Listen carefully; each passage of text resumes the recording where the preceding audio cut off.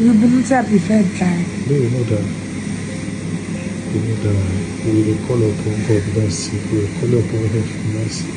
What was happening to me then? You have an autoimmune disease. You are using chemo. You don't have cancer. But they said it's an autoimmune disease. But why the Lord is pointing me to you? It appears the incidence of you taking the chemo has even increased about the power that raised Jesus from the dead. Oh, you know, let it be reversed right now. Let it be reversed right now. Let it be reversed.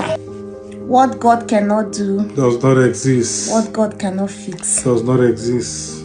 I'm Christabel, and this is my husband, Anidi Abasi, and we're making this video testimony from the United Kingdom. It all started shortly after December 25th on Christmas Day. After enjoying Christmas with my family, I went to work, came back, but I started feeling some pain. And I went to my GP, who told me I had right chest infection. So I was given some tablets, came back home. Then on the 29th at night, I saw that my temperature was very high. And we went back to the hospital.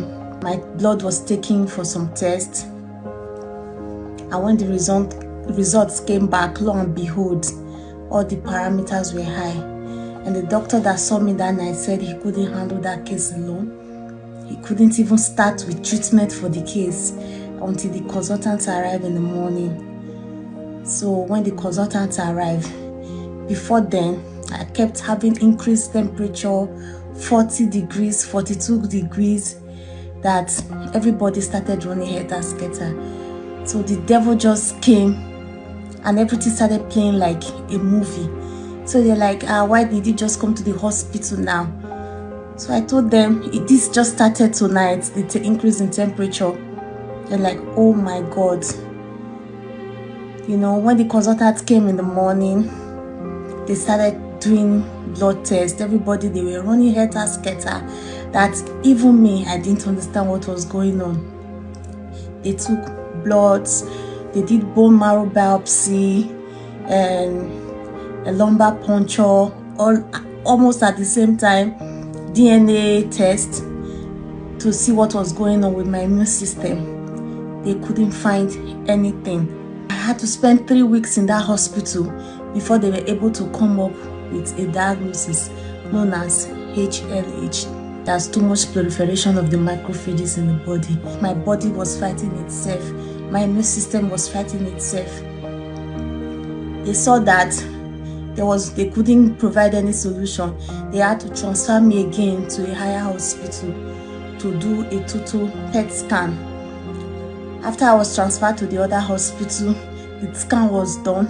Nothing was found. Nothing was found in the blood to know what is causing the HLH. So everybody became confused. They said this has not been recorded in England before. There's no data, so we haven't had a similar case.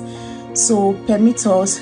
So the hospital I was transferred to was a research cancer trial and research center. That since it behaves like cancer, that they will need to place me on chemotherapy and other medication. So it was just as they were going to use me as a lab rat.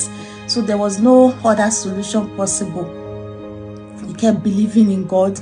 So the first chemotherapy I was given, I reacted badly, that I couldn't walk, I couldn't sit, I couldn't stand. Then I couldn't even behave normally. Then because of the increased fluid also they were giving me, my system shut down, fluid overload in my lungs. They told my husband that they had to take me to the ICU, where they will place me on, you know, a support machine because all my organs were failing.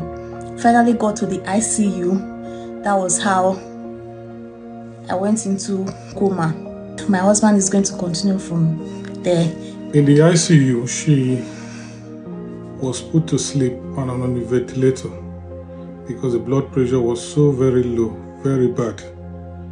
And in that process, our kidney, they said the kidney has failed, we were just doing tests that the thing was just getting worse.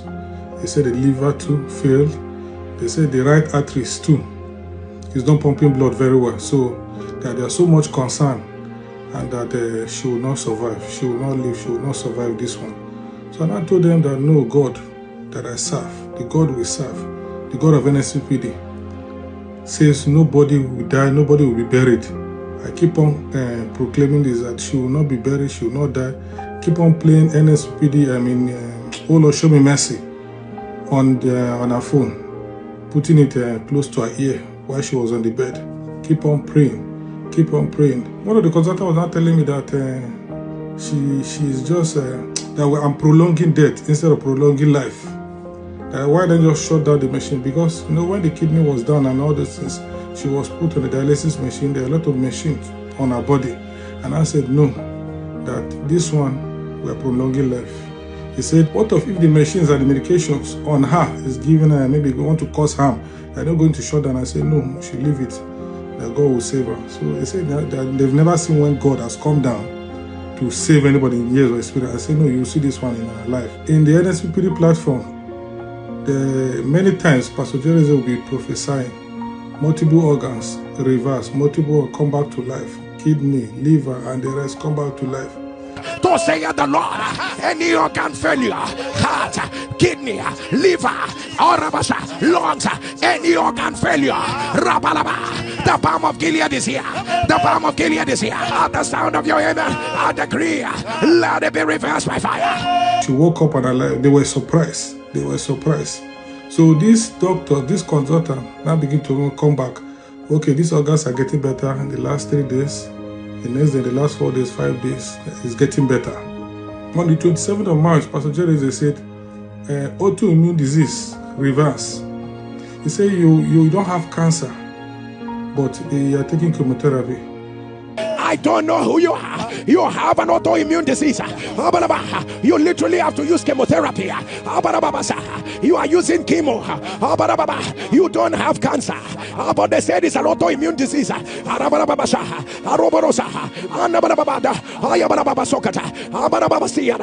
they say you keep taking it. But why the Lord is pointing me to you? It appears the incidence of your taking the chemo has even increased. If you are the one put it on the live stream about the power that raised Jesus from the dead, let it be reversed right now. And even before that time, when she was put to sleep, I was told that if she eventually come back to life, that the next phase of the treatment will be like a bone marrow transplant. But on the 30th of March, Pastor Jerry prophesied that bone marrow transplant is reversed. Bone marrow transplant, let it be reversed right now. You are being healed right now. You are being healed right now. You are being healed right now. And I claim it. And today she's alive. She woke up, they were surprised, and she's alive. Glory be to God. What God cannot do does not exist. So add to what my husband has said, when I was in the ventilator, my blood pressure was constantly low. So they treated me with some medication that had to constrict smaller vessels. So my both feet were affected, that they began to rotten. So immediately I woke up, when I saw my feet, I was like, let me just go back. Let me just go. I think it's better I'm dead than I see my teeth and my feet rotting. So my husband head on, kept on proclaiming you will walk with your feet. And the consultant told me that the only solution is amputation. So with my husband's faith, I told them what God cannot do actually does not exist. Lo and behold, I can walk with those feet that they said were dead, and the only solution was amputated. I'm here to give all glory to God. Thank you, Pastor Jerry, for all those prophecies that you proclaimed that they came true in my life. God bless you richly. May the oil on your head never run dry. May God continue to strengthen you, Pastor Jerry, and you will wax strong from grace to grace. What God cannot do does not exist.